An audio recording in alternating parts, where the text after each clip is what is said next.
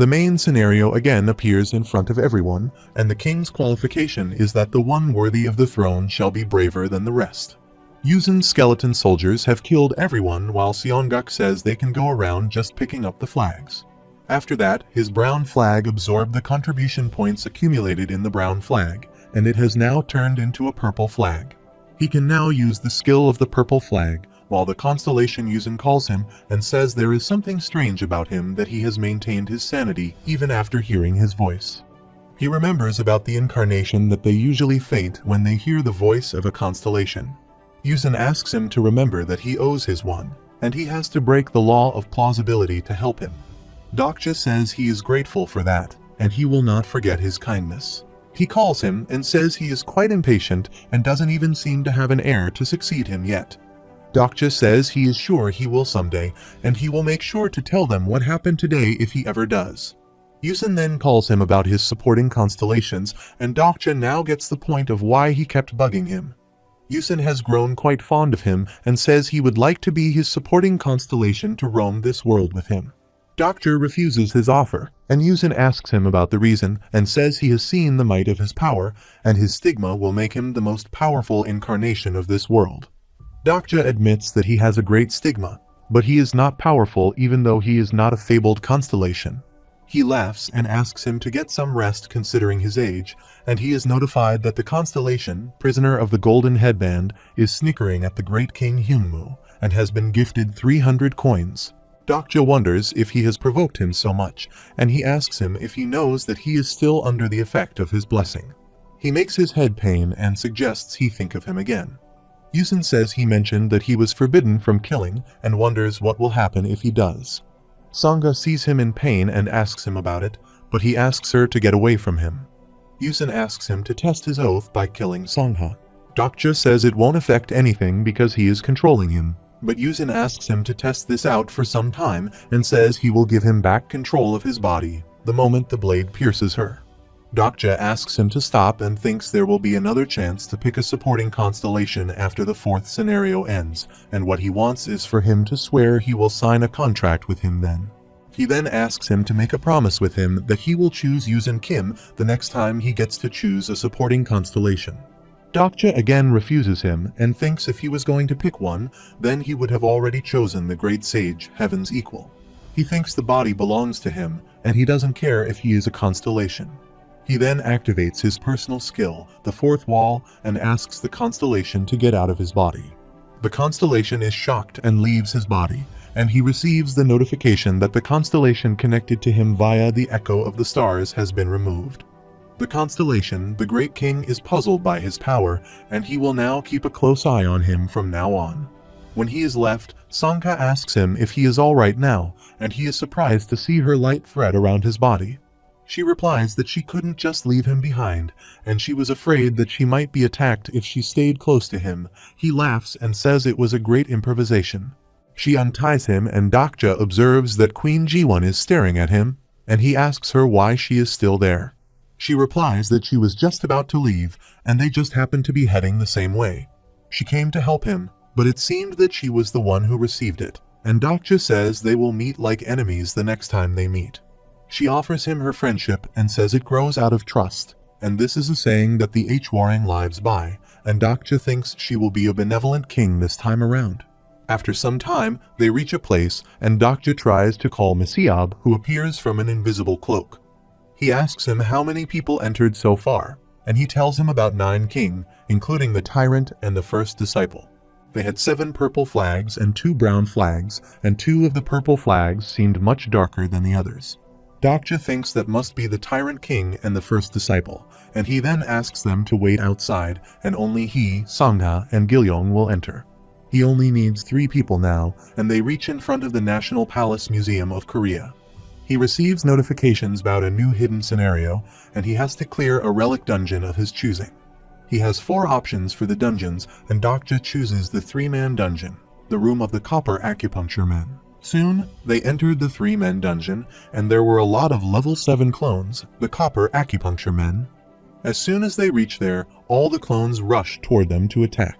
Sangha dodges one and attacks him back, but she is shocked to see that it stays unharmed. She asks Dokja about what they should do since they won't take any damage. Dokja asks her to look closely at their bodies and asks if she can see the inscriptions. She will see that the acupuncture points have different colors. Some will paralyze them, some will silence them, and some will even kill them. Puncturing these points will yield varying effects, and instruct her to target those points. Suddenly, he puts his sword on one of its points, and with this, its head breaks and falls to a distance. He is notified that the first copper acupuncture man has been slain, and he asks Sangha if she understands how it works now. He asks her to get this over and done with because there are still 99 acupuncture men remaining. After some time, they have cleared a 3-man dungeon, and they have each been awarded 4 ancient coins for clearing the dungeon. He has also obtained the skill, Pressure Point, as a special reward, and think he got the skill that he came from. He then says they will enter the hidden dungeon where they can obtain the 4-yin demon decapitator. Sangha asks her to remember that he said they didn't need that, and Dokja replies that they are not going there for the item, but they are going to hunt the kings who are after it. Gilyong says they will have to kill them all, while Sangha is shocked at what he just said. He asks Dokja not to worry because he will finish them off for him, and he thinks that he must have noticed that he hasn't killed anyone until now. He calls Gilyong and says he has to be careful since this isn't a game. He thinks about Sangha, who seems not happy with his decision, but once they walk past that door, she will realize that the world they once knew is no more. However, he is notified that they must spend 10 ancient coins to enter the hidden dungeon, so he asks them to give him 3 coins each. He will use 4 of his, so they will have 10 in total. The 4-Yun Demon Decapitator is in a hidden dungeon within this hidden dungeon, and those who have made it this far have already proved themselves worthy. He puts the coins in 10 blank spots, and the door opens up with a flash of great lightning. They are shocked to see the inside situations where there is a fire and blood. They are notified that they have entered the room of the North Star. There are dead bodies everywhere around, and the people sitting there welcome the newcomers. One of them asks them about the king among them, and asks if it is a woman or a man. 3 people also rush toward them, and the constellations are annoyed by the small fry in their way. 2 men come toward him, but he uses his sword and slashes them in just 1 blow. The others shout and order others to get him immediately. They rush toward him, but he uses his sword and gets out of their trap in the blink of an eye. They are shocked to see his speed, and he has taken down 3 men in just a few seconds. Gilyong moves behind and smashes the heads of the injured person for him. Sangha asks him to stop and says she will do it, while he says he doesn't mind doing it himself. However, she insists on killing the others and says to Dokja that she will do Gilyong's job from now on. She smiles and says she can do it better, while Dokja thinks something like this will keep happening. Suddenly, a man appears from behind and asks him to calm down, saying he is not there to fight them. He appreciates Dokja's skills and says he has wiped out the entire Chungjeonno group without any passive skills. Dokja thinks they were a pretty competent bunch for someone who has lost their king. Dokja thinks they have lost their king, and this is why they are so rowdy. The man says he has arrived a bit late because most of the kings have already entered the dungeon, and they will be fighting one another right about now.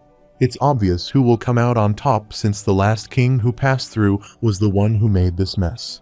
Dokja asks him about the last king, and he asks him if he has heard of the Tyrant King, and says he is the most powerful king in the Northern Seoul area. Moreover, people are already saying that he will be the one to sit on the ruler's throne. The boy says although he is strong, the Tyrant King will never be able to occupy the ruler's throne. He may be strong, but he is no leader since a true king should attend to the needs of his people above all else. He exclaims that the king he follows is someone who can do exactly that, and this is why so many incarnations follow him. He is certain that he will be the one to take over the ruler's throne. Dokja thinks his king must have entered one of those doors too, and the reason he is still there is he wants him to join them. He exclaims that he is just there to make a suggestion. He asks him if he would like to form an alliance with them, and Dokja asks him why they will do this.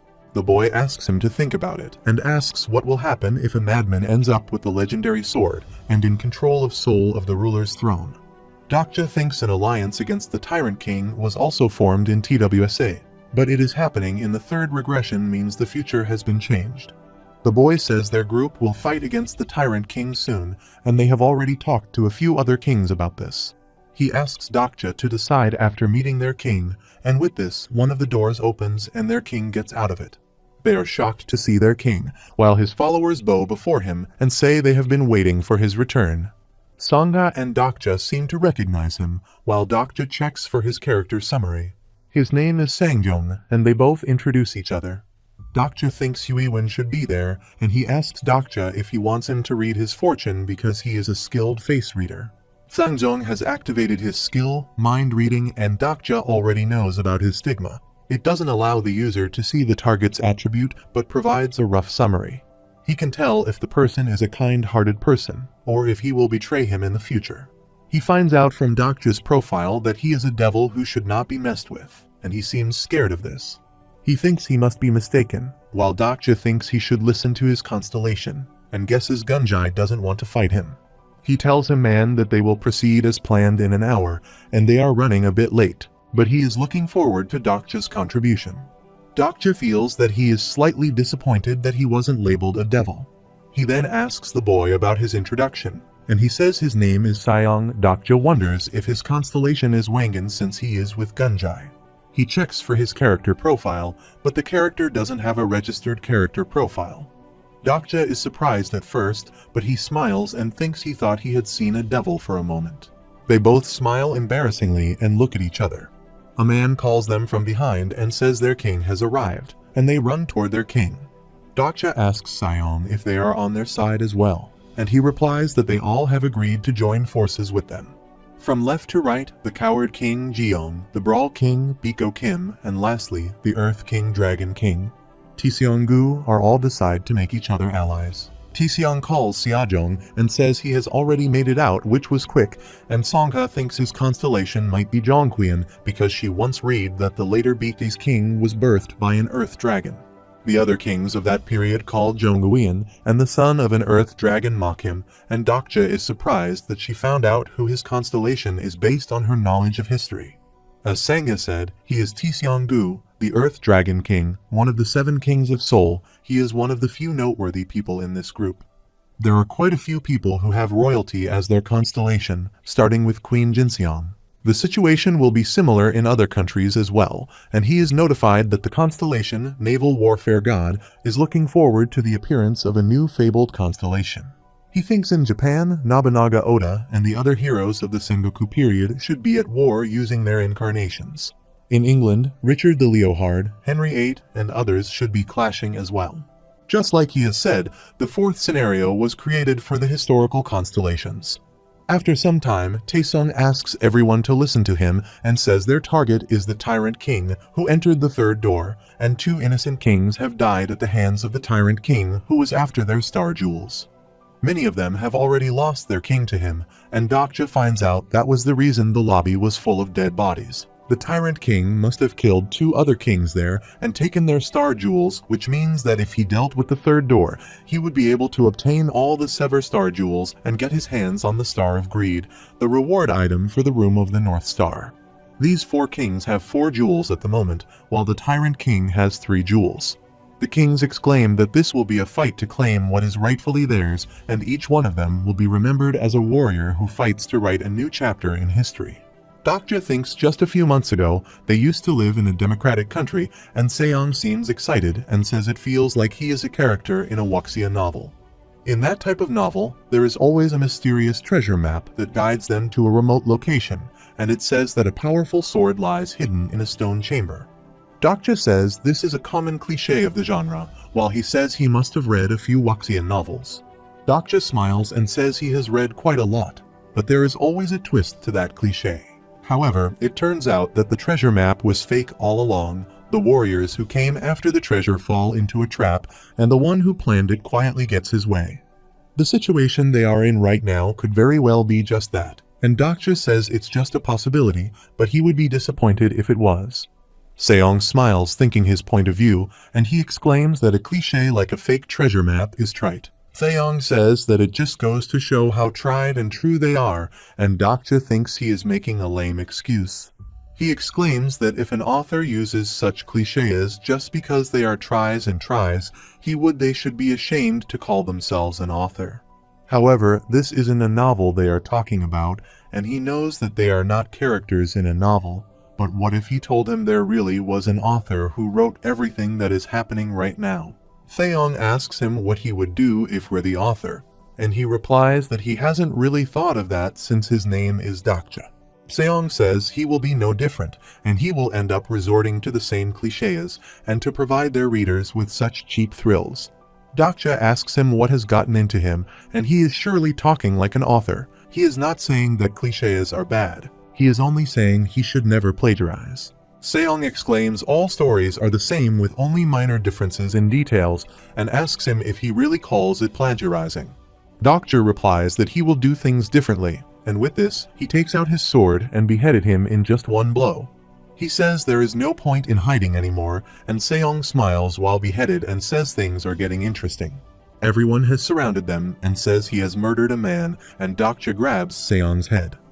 Dakja asks him if his real name is Seong Han, and finds out that he is an avatar too, and as he expected, he is the first disciple. Seong says he was right because he was the one who spread the prophecy, and Dakja says he has spread his plagiarized novel to be exact, and he replies that his prophecy is not plagiarized, and asks him not to dare to compare his masterpiece to trash like that. Dakja asks him to admit that he has read the original novel, but he asks his men to attack and kill Dakja while they are still shocked to see a talking head. Dakja smiles and says the cliché he spoke of will begin soon. Suddenly, a red aura appears speedily from nowhere and surrounds everyone. It belongs to the Tyrant King who orders his men to raise the palanquin, and they appear from a side. Dakja asks Sangha and Gilyong to get back immediately, while he orders his men to charge, and they start attacking everyone there. The situation seems so panicked, while the other kings also seem scared and try to hide themselves. The Tyrant King gets out of his chair, and Dakja tries to check his character profile. Dakja observes his power and thinks no wonder he is so strong and is using so many packages. Unlike the original novel, he even has the hidden item, the three-wheeled ring. It must be true that he has the prophets working for him. He is way too in tune with his constellation, and the Dakibai will question his plausibility the moment he steps out of line. He exclaims that he was a tyrant, but that side of his is no more. He shouts and says he will write a new chapter in this land's history starting today, and he is not afraid of the past, and he is the Yonsengun Youngyi. He attacks the people with his aura and kills many of them in just one blow, while the other kings ask their men not to run away. Everyone is trying to do their best, and Dakja asks Seong if he is not going to fight. By his smile, he thinks he must have something under his sleeves, and he asks him if he really thinks that things are going as they have planned. He challenges him, saying he will not be able to have the 4-yin demon decapitator to himself since all the kings have started fighting. He tells Dakja that he won't have his way, and kudos to him for having spread the prophecy, but he has been preparing for this day for much longer than he has. Dakja asks him what he is on about, and he replies with a smile that it will be his cliché that wins in the end. Meanwhile, Dakibai appears there and says they all are busy fighting, and even the historical constellations are giving it their all. He smiles and exclaims that he has come with great news, and the second qualification will now be unveiled. The second qualification is that the one who dreams of sitting on the throne must desire it, and only a limited number of kings can challenge their claim to the throne. Dakibai reveals the number of kings that can participate in the challenge will be 5. There are 14 kings currently, and they think that there must be some kings outside, and the number of kings in the hidden dungeon is 12. The Tyrant King laughs and asks which one is the king among them, and the other kings advise each other to fight him together. Meanwhile, Seong shouts from his place and tells the Tyrant King about Dakja that he is the king, and he saw it with his own eyes that he has the flag.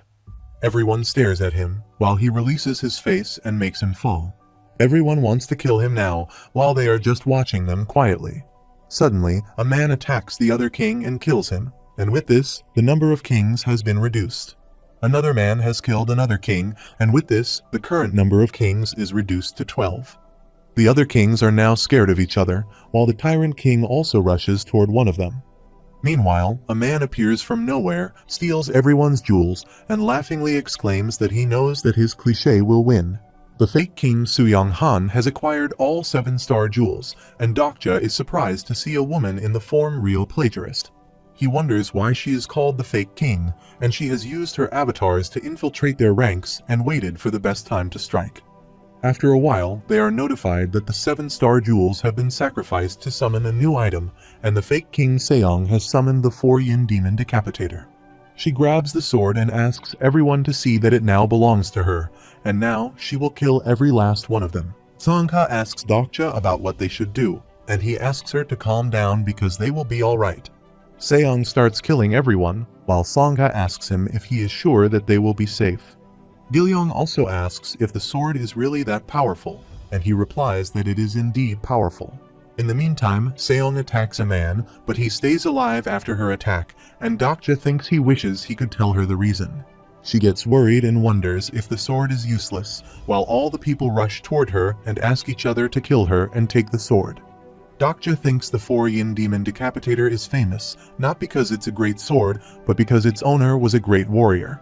Seong is now worried because of the people, and Dokja appreciates her way to get the stones and says she should have done that in her writing. She turns back and tries to attack him, but he stays unharmed. Meanwhile, the tyrant king also rushes toward them angrily and says he will end them all, and they seem frustrated to see all this mess. Dokja seems to be waiting for someone and says he should be there by now, wonders if that man is lost, and thinks that the north is a little ways away, but it shouldn't take him this long. Soon, another king was killed, and now the current number of kings is 11. Dokja smiles and thinks his desired man has come, and with this, the number of kings is reducing gradually. Everyone is shocked to see that the number of kings is reducing rapidly, and they observe that someone must be there and is killing them one by one. However, the tyrant king doesn't seem to be worried about this and is killing the people rapidly. Suddenly, there is a crack in the roof, and everyone starts watching toward it. A large number of big rocks fall from the roof and take the tyrant king under them. Now, the current number of kings is 7, and they are shocked to see the situation happening right now. The tyrant is strong, but he isn't definitely the strongest, because the most powerful of the 7 kings of Seoul is Younghyuk. Dokja waves his hand toward him, while he is watching him furiously and says he will kill him this time. Out of the 7 kings, he has met the following so far: the Hermit King of the Shadows, Donghoon Han, the King of Beauty, Ji-won Min, the Maitreya King, Sangzong Cha, the Earth Dragon King, Tisongbu, and the Tyrant King, Yang Ujiong. There is one neutral king who hasn't appeared yet. There is still one king left, and had met this king before he met all the others. He is among the most powerful of the 7 kings of Seoul, Younghyuk. He calls Dokja and furiously says he will kill him this time. He is coming toward him, while thinks he sure is worthy enough to be the main character because he sent him all the way up north, but he already has a black flag. Seeing as how he's angry means Jihai and Huiwen must have done their jobs right. He then asks Seong to give him the sword, but when she refuses, he asks her if she wants to die there. He then calls Gilyong, who is summoning an insect, and suddenly, a grade 6 monarch-level insect Titantera has appeared there. In the meantime, he grabs Seong's flag, and his purple flag has absorbed the contribution points accumulated in the black flag. He is notified that his purple flag has evolved into a black flag, and he can now use the skill of the black flag. He received a congratulatory notification that he had accomplished the first king's qualification. Now, the current number of kings is 6. He has also obtained the item, 3-wheeled ring, and the dragon jar from the tyrant king. Suddenly, Younghyuk rushes toward him to attack, but he puts one of the guards in front of him and dodges his attack. Younghyuk attacks the guard and beheads him, while Dokja asks him to hold on and talk to him for a bit. He talks about Memo, his sister, and asks where he has hidden her. Dokja wonders what he is talking about, while he uses the skill of lie detection to check if he is lying. He has then confirmed that Dokja is telling a lie, and Younghyuk says he will kill him if he doesn't tell him about his sister. Dokja agrees to tell him, but asks him to put his sword down first. Younghyuk asks him if he plans to hold his family as a hostage, and angrily says he should have killed him. Meanwhile, Dokibai appears there and asks them to calm down, and says they can't be fighting. He then reveals that all the qualifications have been met, because the current number of kings is 5. Now, the qualified kings will be transported to the last stage. Younghyuk shouts at him, while he seems calm, and with this, all the kings have been transported from the place. Dokja reaches a place and is notified that he has been disqualified from participating in the final king's qualification. Dakibai appears and says he has missed an important detail because he was too focused on the big picture. He is notified that he has failed to occupy his target station because the condition says he must occupy his target station in order to participate in the final king's qualification. He forgot that the target station was Changsan Station, and the Dakibai said he couldn't participate in the final phase if he didn't complete the previous phases. Dokja thinks he forgot about the target station because he was so focused on taking out the other kings. He wonders if he should head over there, but the scenario would be over by the time he got back. The kings have already started fighting. Suddenly, Sangha appears from the side and calls him, while Huiwen also appears there with a little girl. She asks her about her brother, and Dokja asks her why she is there since he asked her to wait at Nagsan Station. She replies that she couldn't stand there and wait for him, and the girl hasn't had anything to eat since this morning. She asks Dokja if she is his sister, but she replies that Dokja is not her brother because he is uglier than her brother. Dokja knows that she is Younghyok's sister and thinks he had planned for Younghyok to go north after seeing the note he sent with Jihai. He then had Huiwen save his sister so he could manipulate her. He then turns back and goes for somewhere, and on being inquired by Huiwen, he replies that he is going to take over Changsan Station. She then calls the girl and asks her to give him that thing she gave her, and Dokja is shocked to see that she takes out Mia Yu's skill inventory from her mouth.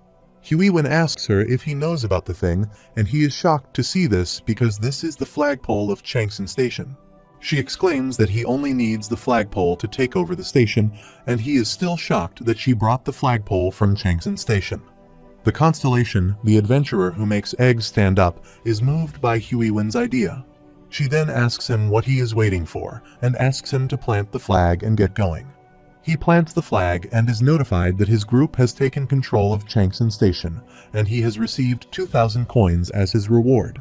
Now, his body will be transformed to the stage of the final king's qualification, and he reaches inside the place with a notification.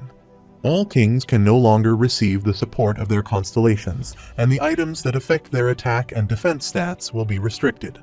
Moreover, the overall stats of all kings will be reduced to 10 by 10. The final king's qualification will continue until there is only one man left standing. There are already present the King of Deity, Ji-Won-min, the Maitreya King, Sangjong, the Supreme King, Younghyok, and another middle-aged man. Soon, the neutral king, Il-do-jon, forfeited, and this fight should have ended in less than a minute because of Younghyok, but they are still fighting bravely. Ji-Won calls him and says they meet again when she doesn't want to fight him, while Dokja doesn't expect her to have survived this long. Dokja says he will attack her if she doesn't forfeit, and she asks him to go ahead. Meanwhile, the king Sangyong seems tired and injured. His body has multiple injuries, and Younghyok jumps to attack him again. Dokja remembers that Younghyok finds a loophole in the last phase because this is a fight with no skills, no stigmas, and an average stat of 10. Everything seems to be completely restricted, but there is only one thing that is not restricted, which is coins. A notification appears in which the Lady of the Sleeping Brocade is questioning the fairness of this scenario. There is a problem with their right to spend the coins they have, while all increased stats will be reset after the scenario ends. Dakibai asks them to think about spending their coins because they are pretty much throwing them down the drain. After a while, Younghyok attacks the Maitreya King, Songjong, and with this, he can no longer fight. Ji-Won is watching this scarcely and thinks they probably don't have any coins left, and there is no way they saved their coins during their battles to get there. However, Younghyok has always had some to spare, and Dokja knows that he should have about 40,000 coins. In the meantime, Ji-Won also forfeits, and now there are only 2 contestants. Dokja thought that he would come straight for him, but he is taking his time, or he is trying to see how high his stats are. He thinks Younghyok probably wants to win using the minimum amount of coins possible, and he could get his sister back if he sat on the ruler's throne. Dokja uses 4,000 coins on his strength, and he uses a large number of coins his strength, and his coins in possession are decreasing rapidly. He then exclaims that he will go easy on him, and asks him not to die on him. He has spent a total of 72,000 coins, and his strength increases from level 10 to 100 and thinks it's time to reap the fruits of his investments. His strength has now surpassed that of humans, and he is the first to have strength in 3 digits. He has received 30,000 coins as a reward. Younghyok is also shocked to see his power level, so he jumps upon him and punches him. He spends 10,000 coins on his agility, but they have no effect in front of Dokja. Soon, Dokja reaches his neck and attacks him with his full might. After some time, Dokkaebi appears there and says it looks like the underdog has won. Young-hyuk is unconscious while he wonders if he hit him too hard.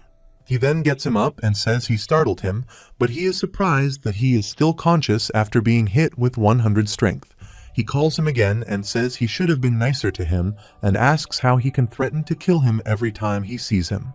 Dokja receives a congratulatory notification that he has passed all the qualifications for the ruler's throne. His temporary stats have been reset, and all the restrictions that were put in place have been lifted. The Constellation, prisoner of the Golden Headband, is satisfied with the ending, and the Constellation, secretive plotter, applauds his will. He is also notified that the Constellation, demon-like judge of fire, is impressed by his tenacity, and he has been gifted 4,500 coins. In the meantime, the Constellation, Lady of the Sleeping Brocade, is mortified, and the Constellation, One-Eyed Maitreya, throws his eye patch to the ground, and the Constellation, the Lord of Hanum, blames Dokja for this. Dokkaebi appears there and says it was a fair fight, and he announcement to all the incarnations of Soul that they now have a new owner of the ruler's throne. Dokkaebi is about to announce his name when he stops him and asks if he isn't being a little too hasty, and she makes the announcement when he hasn't even sat on the throne yet. He asks Dokkaebi what he can do with this thing, and Dokkaebi asks him to make other humans do his bidding. It's just as the name implies, as long as he is seated on the throne, he will be the absolute ruler. He asks him if this is the only benefit he will get, and says that sounds too good to be true. He will have absolute power over the ground in which he rules. Dokkaebi says he is only getting what he deserves, and he has risked his life to get where he is now. Dokja asks him if this throne gives him powers that override the rule of plausibility.